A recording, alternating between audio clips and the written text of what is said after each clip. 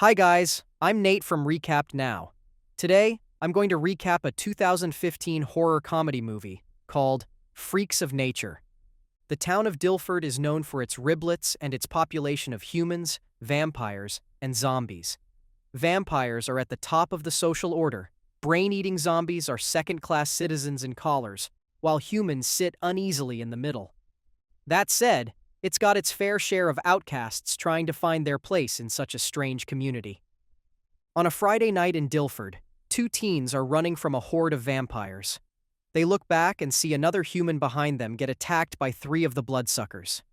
They keep running, dodging a police cruiser in flames and forcing their way into a house nearby, only to find it packed with zombies. A vampire grabs the girl through the door while more break in through the windows. The teen boy snatches the girl away as the horde of monsters starts attacking each other. Another police cruiser crashes into the wrecked house while a zombie boy in glasses lumbers in. Just as the human boy, the zombie boy in glasses, and a vampire girl get into a standoff, a bright light distracts them. They look outside to see an alien spaceship seemingly invading the town. At Dillford High School the day before, Dog Parker tells his friend, Parminder, that he might finally get to sleep with hot girl Lorelei. Parminder bursts his bubble, saying Lorelei's only using Dog to stash her. Dag is upset at his friend's lack of support, yet fails to even catch Lorelei's attention when they meet at school. Meanwhile, Petra Lane shyly flirts with popular vampire boy Milan. They're discussing the upcoming vamp party Milan invited her to when nerdy boy Ned Mosley tries to access his locker behind them. Milan snarls at Ned, who gets smacked to the ground by another vampire. Dag looks on from a distance, but he walks away. Later, in the teacher's lounge, Ned tries to talk to vampire teacher Mr. Keller, who graded his essay with an F. Mr. Keller gets into a rant about his 97-year career on a hapless Ned, finally admitting that giving him an F was a power trip. At lunch, Dog continues to pester Parminder about how to get in bed with Lorelei. Parminder indulges him at first, but gets annoyed by Dog's judgmental attitude. Meanwhile, Ned politely redirects a zombie away from the gazpacho line. While Dog, Parminder, and the rest of the baseball team are ogling Lorelei, Jock Chaz Jr. interrupts them with a litany of arrogant comments. Petra sits with her goth friends at a table, where she reveals she's kind of dating Milan. Her friends are impressed, but warn her about the vampire's player reputation and awful attitude. Petra stammers a defense, but they catch Milan intimidating Ned again. As it turns out, Chaz Jr. is Ned's brother. A zombie girl tries to help Ned with his spilled food. Later on, while walking to baseball practice, Dag and Parminder notice a red sports car. Dag recognizes it as Rick Wilson's, the man who fired his mom, and brings up the subject whenever they meet. While handing out uniforms for the Wolves baseball team, Rick picks on Dog again. Turns out Rick fired Dag's mom for trying to unionize his zombie employees and gloats even more when Dag gets angry. Moments later, Rick brags about his company, Malfasta Corporation, putting Dillford on the map with its popular riblet product. At practice, Rick and Coach Pulsifer notice Dag's exceptional pitching skills, except when he's under pressure. Chaz Jr. steps up to the plate, hurling insults at Dog and bragging to his girlfriend Lorelei, who's watching in the stands. Out of sheer nerves, Dog throws the ball straight to the eye of Chaz Jr., knocking him down. Everybody is shocked as the coach and Rick rush to a screaming Chaz Jr., while Lorelei looks at Dog admiringly. At the vamp party that night, Petra and Milan are making out in a trailer. Petra is alarmed when Milan tries to bite her neck, thinking they'll only be getting intimate. The vampire reveals he already slept with Lorelei, but what he wants with Petra is something more special. Flattered, Petra kisses Milan. Meanwhile, at the Mosley family dinner table, Ned's father, Chaz Sr., berates Chaz Jr. for getting injured. Ned asks to be excused, but gets picked on instead, down to his aversion to riblets. Ned explains he's allergic to the meat, adding that the riblets contain numerous chemicals, including tetrafluoroxapan, or TXP. Later, Ned earnestly tells his parents he has dreams, but they persuade him to settle for a less ambitious life. Upset at their apathetic attitude, Ned leaves the house. At the Parkers' house, Dog tries to get intimate with Lorelai, who is smoking a roll of she stashed under Dog's bed. When Dog tells Lorelai he might be in love with her, she laughingly makes excuses to leave as someone knocks on the door. Shooter, Dog's father, walks in to find the bag of on Dog's bed, much to the boy's embarrassment. Dog's parents come to his room to talk to him about saying they totally understand.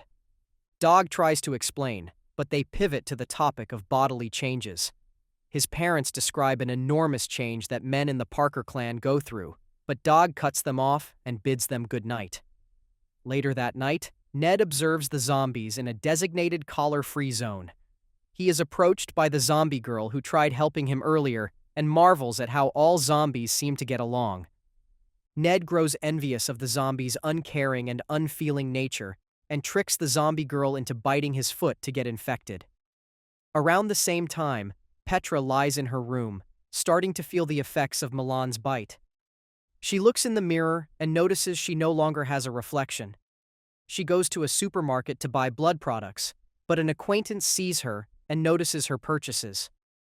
Petra hurries out of the supermarket in embarrassment. Later that same night, Dog, Petra, and Ned find themselves outside, contemplating their frustrating lives. They are suddenly distracted by a bright light from a massive alien ship hovering in the sky. After a few days, Rick speaks in front of the human community who have gathered at the high school gymnasium. Chaz Sr. notes that the vampires are absent from the meeting, suspecting they might have made alien contact. At the Dillford blood bank, Mr. Keller addresses a vampire crowd, speculating that humans have conspired with the aliens to eliminate the vampire population. Petra walks in to see Milan sitting there and waves at him, but gets ignored. Chaz Sr. and Mr. Keller continue to stoke their respective crowds' fears until both groups agree to launch preemptive strikes on each other. Dog notes that the meeting has lost its focus on the aliens.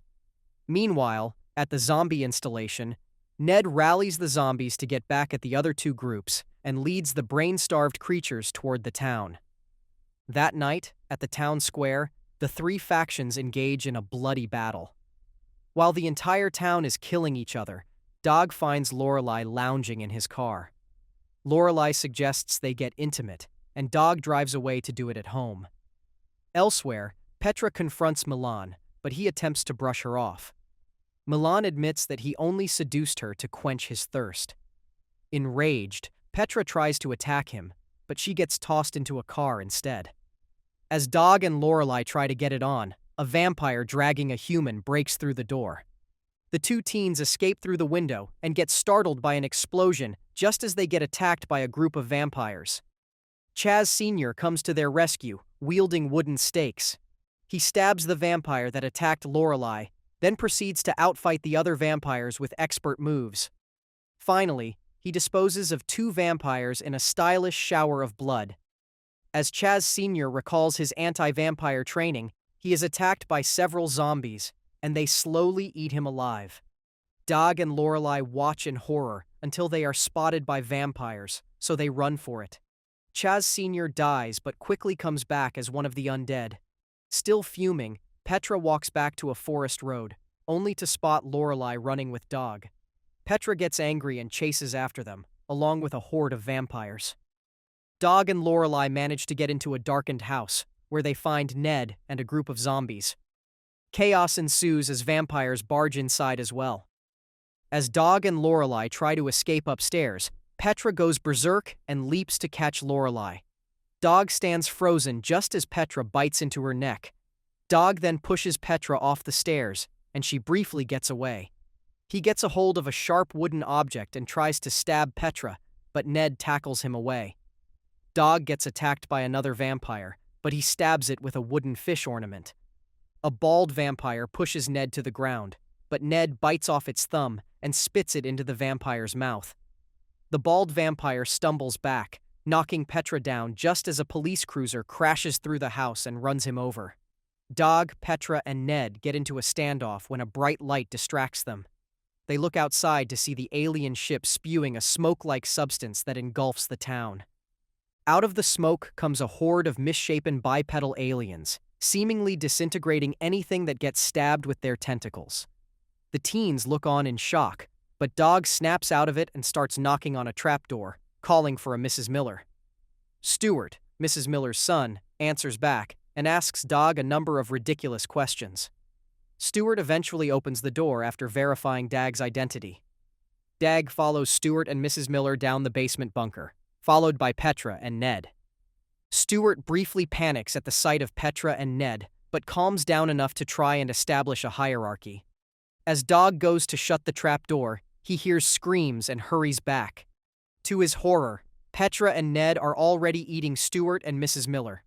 Dog gets ready to fight, but Petra persuades him to stick with them, as the only way they can survive is to band together. Later that night, they chat until Petra questions Dog's attraction to Lorelei, saying he hesitated to save her. Dag denies this, but Petra counters that if he really cared about someone, he would just jump right in. Dag and Petra's chat gets around to their parents. Petra thinks Dag's parents are cool, while Dag finds out she's an orphan. They also discover that the longer Ned goes without eating brains, the more he regains his intellect. At the same time, Petra learns that Dag and Ned used to be friends. Dag worries about his parents and resolves to get out of the Millers to find them, but Petra reminds him of the alien threat.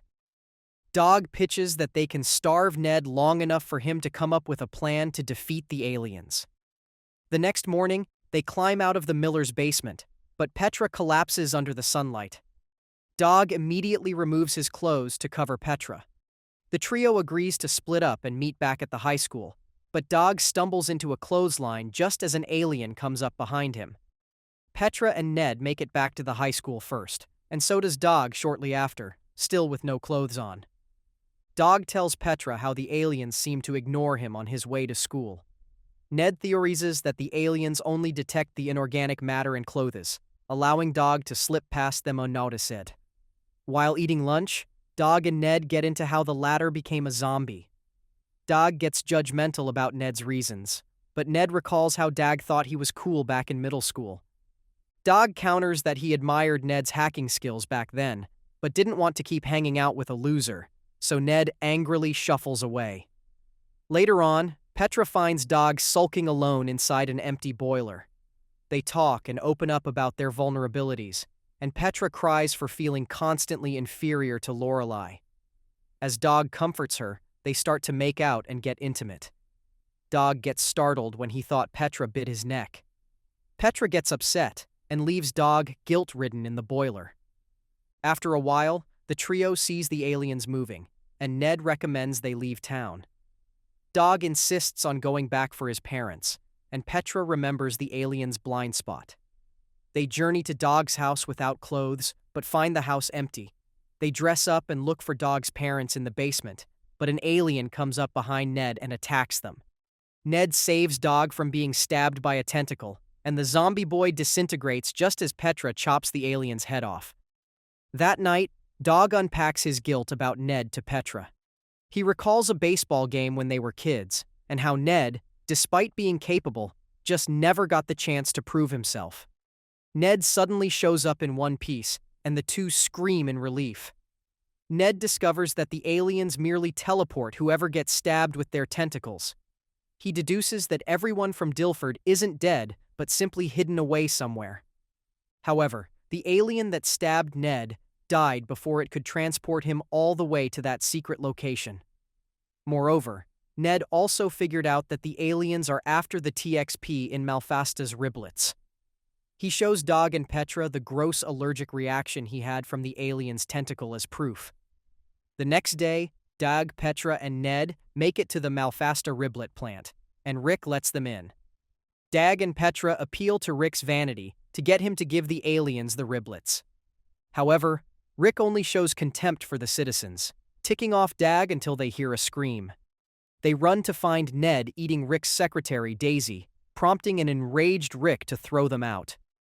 Dag comes up with a plan to get Rick to help them. The three get themselves stabbed by a couple of aliens on purpose so they can get to where the people of Dillford are imprisoned. The trio is teleported to a Palway superstore, where each species is separated by a force field. Milan catches Petra and attempts to drink blood from her, but she stabs him in the gut.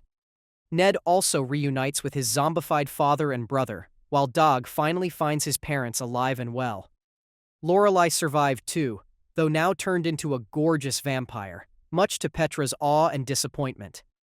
Dog and Petra find Ned, and they encourage him to think of a way to bring down the force fields. After an incredible effort, Ned comes up with a DOS attack method to overload and short out the security system.